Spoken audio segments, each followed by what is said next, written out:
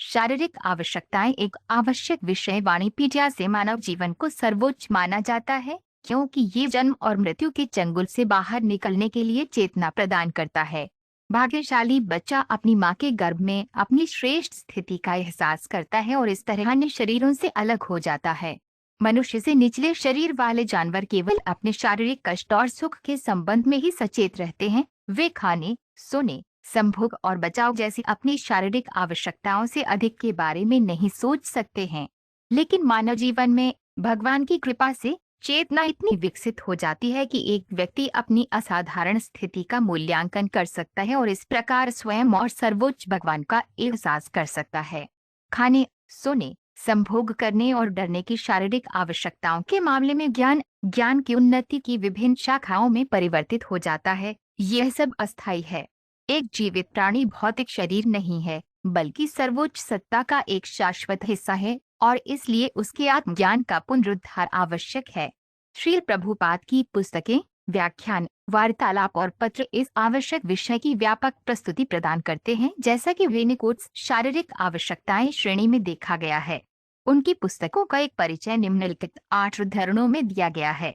श्रील प्रभुपाद की पुस्तकों से उद्धरण शुद्ध भक्तों की संगति में व्यक्ति भगवान की महिमा सुनने और जपने में आसक्त हो जाता है।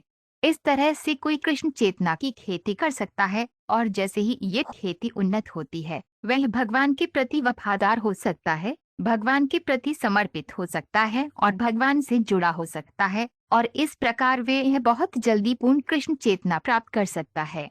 कृष्ण चेतना की साधना में सफलता का रहस्य सही व्यक्ति से सुनना है। एक कृष्ण भावना भावित व्यक्ति कभी भी शारीरिक आवश्यकताओं अर्थात खाना, सोना, संभोग और रक्षा से परेशान नहीं होता है। श्रीमद्भागवत 4.29-39 से 40। मनुष्य से निचले शरीर वाले जानवर केवल अपने शारीरिक कष्ट और सुख के संबंध में ही सचेत रहते हैं। वे खाने, सोने, संभोग और बचाव जैसी अपनी शारीरिक आवश्यकताओं से अधिक के बारे में नहीं सोच सकते हैं। लेकिन मानव जीवन में भगवान की कृपा से चेतना इतनी विकसित हो जाती है कि एक व्यक्ति अपनी असाधारण स्थिति का मूल्यांकन कर सकता है और इस प्रकार स्वयं और सर्वोच्च भगवान का एहसास कर सकता है। श्रीमद्भागवत 3.31-19। जहाँ तक किसी की शारीरिक आवश्यकताओं का सवाल है, वह सड़क से फटे कपड़े उठा सकता है, पेड़ों द्वारा चढ़ाए गए फल ले सकता है, बहती नदियों से पानी पी सकता है और प्रकृति द्वारा स्वयं निर्मित पहाड़ी गुफा में रह सकता है। भले ही कोई इन सभी चीजों को करने में असमर्थ है, फिर भी उसे पूरी तरह से सर्वोच्च भगवान पर निर्भर रहना चाहिए, यह समझते हुए कि चूंकि भगवान सभी को भोजन और आश्रय प्रदान करते हैं, इसलिए वे अपने भक्तों की देखभाल करने में कभी असफल नहीं होंगे जो पूरी तरह से उनके प्रति समर्पित हैं। भगवान चैतन्य की शिक्षा, अध्याय 14, संस्कृत कथन अनर्थ निवृत्ति इंगित करता है कि ये शरीर अवंचित हैं। हम आत्मा हैं और हमें इस भौतिक शरीर की कभी कोई आवश्यकता नहीं थी, लेकिन क्योंकि हम भौतिक शरीर का आनंद लेना चाहते थे, हमें ये शरीर भौतिक ऊर्जा के माध्यम से भगवान के सर्वोच्च व्यक्तित्व के निर्देशन में मिला है। जैसे ही हम परमेश्वर की दासता की अपनी मूल स्थिति में पुनः स्थापित हो जाते हैं, हम शरीर की आवश्यकताओं को भूलना शुरू कर देते हैं और अंत में हम शरीर को भूल जाते हैं। श्रीमद्भागवत 3.33-26। शारीरिक आवश्यकताओं को कम करके व्यक्ति मुख्य रूप से भगवान के पवित्र नामों के जाप के माध्यम से कृष्ण चेतना की खेती के लिए अपना समय समर्पित कर सकता है। शुद्ध भक्ति सेवा का अर्थ है शरीर की सभी इंद्रियों को भगवान की सेवा में लगाना। वर्तमान समय में हमारी सभी इंद्रियां निर्दिष्ट हैं क्योंकि शरीर निर्दिष्ट है। परिणाम स्वरूप हम सोचते हैं कि ये शरीर किसी विशेष समाज या किसी विशेष देश या किसी विशेष परिवार का है।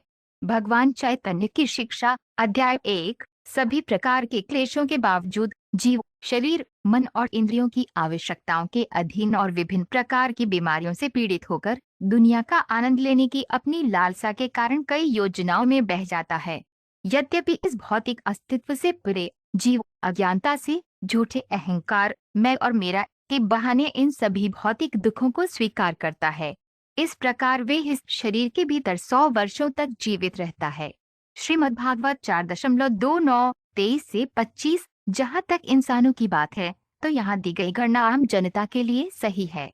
यद्यपि मनुष्य का जीवन अधिकतम 100 वर्ष का होता है, परंतु सोने से मनुष्य 50 वर्ष खो देता है।